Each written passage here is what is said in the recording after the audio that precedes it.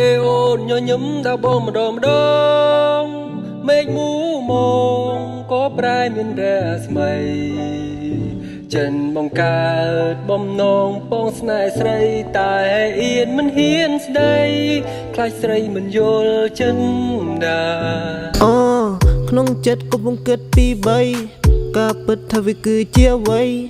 ជាកម្មឬក៏ជានិស័យដែលនាំឲ្យបងមកជួបរូបស្រីយប់ថ្ងៃទីសម័យព្រឹកខ្លួនសង្ស័យកំពុងនឹកនឹមនួន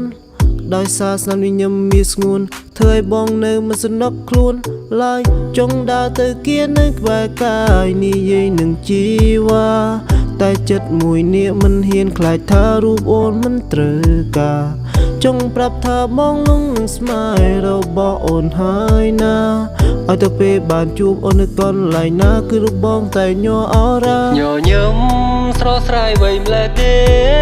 ស្រស់ដូចដួងខែដែលពេញរស្មី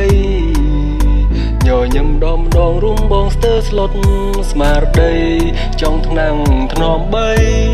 រុំស្រីឲ្យឆ្អែតចិនដាបើអូនញញឹមស្រោមលឹងដល់ឲ្យបងខឹងដេចបានជីវ៉ាសាច់ថ្ពាល់ទាំងសងបំប្រងគូឲ្យស្នេហាប្រងលើលោកាគេប្រាថ្នាតែស្រីពេលខ្លះបងមានអារម្មណ៍សំណាងពេលខ្លះបងក៏បារម្ភគ្រប់យ៉ាងឃើញអូនញញឹមដល់គេចិត្តខាងចិត្តក៏ងៀមងាមដូចជាកង់បេបដាងក៏តែស្មានបានត្រឹមតែអន់ចិត្តក៏តែស្មានបានត្រឹមតែខ្វល់គំនិត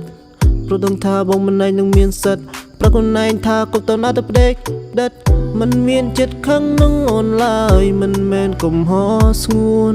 បងគ្រាន់តែមានអារម្មណ៍ថាពេលនេះបងសែនខ្មាស់ខ្លួន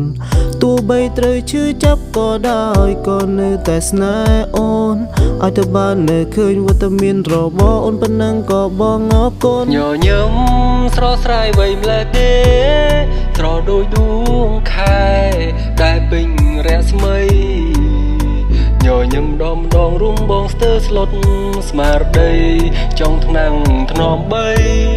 រុំស្រីឲ្យឆ្អែតចិនដាបើអូ